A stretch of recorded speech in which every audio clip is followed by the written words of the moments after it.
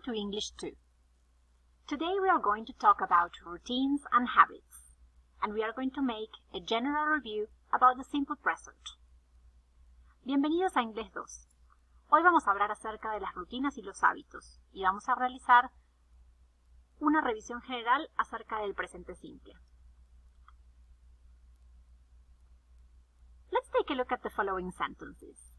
What do they have in common? Miremos las siguientes oraciones. ¿Qué tienen en común?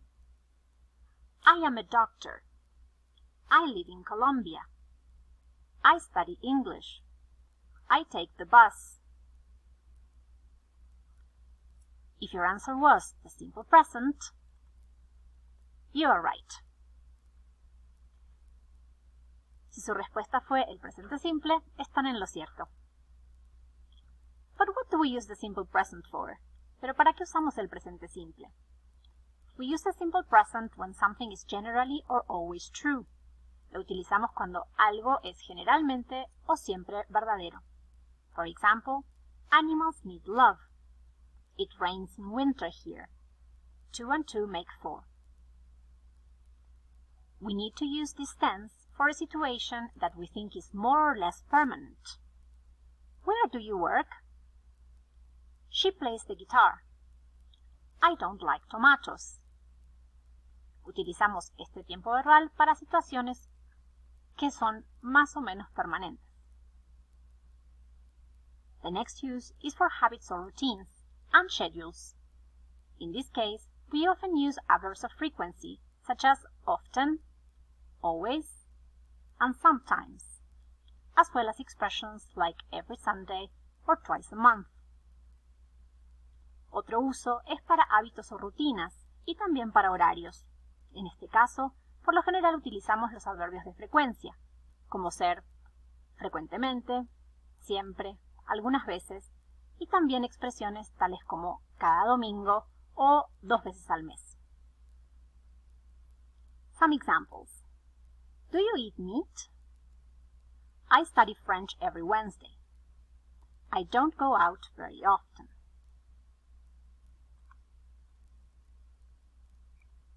But how do we form a sentence with the simple present? First of all, we start our sentences with a capital letter. Lo primero es que empezamos nuestras oraciones con mayúscula. The first word in our sentence, when it is affirmative, in general is going to be the subject. La primera palabra que vamos a usar por lo general en una oración afirmativa en el presente simple va a ser el sujeto. Then the verb. And after that, the complement. And we finish our sentence with a period. Luego sigue el verbo, después el complemento y finalizamos nuestra oración siempre con un punto. When the subject in my sentence is I, you, we, or they, the verb does not change. Cuando el sujeto de mi oración es yo, tú, nosotros o ellos, el verbo no cambia. But when the subject is he, she, or it, we have to add the s at the end of the verb. Pero cuando el sujeto es él, ella o eso, le agregamos la letra S al final del verbo. Also, when we have a singular subject. También cuando el sujeto se refiere a una persona o una cosa o un lugar en singular. For example, she cycles to work. He works in a restaurant. The supermarket opens at 9 a.m. That's the sound that we are and the letter that we are going to add at the end of the verb. Another thing that we need to take into account is that we should not put be in front of another verb in the simple present. Otra cosa que tenemos que tomar en cuenta es que no podemos poner el verbo to be antes de otro verbo en el presente simple. For example, the correct way to write it is he plays basketball. La forma correcta de escribirlo es he plays basketball. Él juega basquetbol. The incorrect form is he is play basketball. La forma incorrecta es la segunda, que sería algo como él es o está, juega basquetbol. So this is something very important to remember. Esto es algo muy importante que recordar.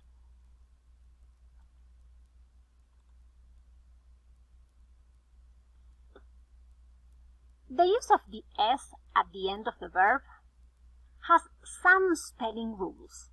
El uso de la S después del verbo tiene algunas reglas acerca de cómo escribir las palabras.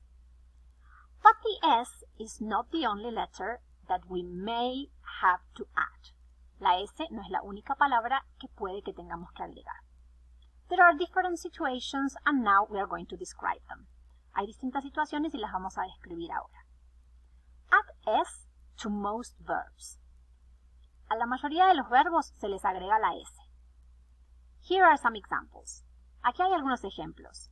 Please try to listen and if you can, repeat with me. Por favor escuchen y si pueden, repitan conmigo. Close, closes. Dance, dances.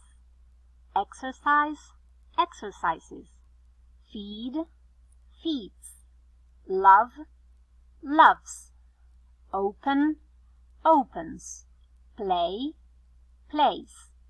Put, puts. Stop, stops. Take, takes. Write, writes. Work, works. Add es to verbs ending in the sounds sh, ch, s, x, z. Agregamos la es al final de los verbos cuyo sonido al final del verbo es sh, ch, s, x, z. Listen to me and repeat. Wash, washes. Teach, teaches. Dress, dresses. Relax, relaxes. Buzz, buzzes. Change the Y to an I and add es to verbs ending in a consonant plus Y. En este caso, cambiamos la Y por una I latina y agregamos ES a los verbos que terminan en consonante más Y. Listen to me and repeat. Carry, carries. Copy, copies. Study, studies.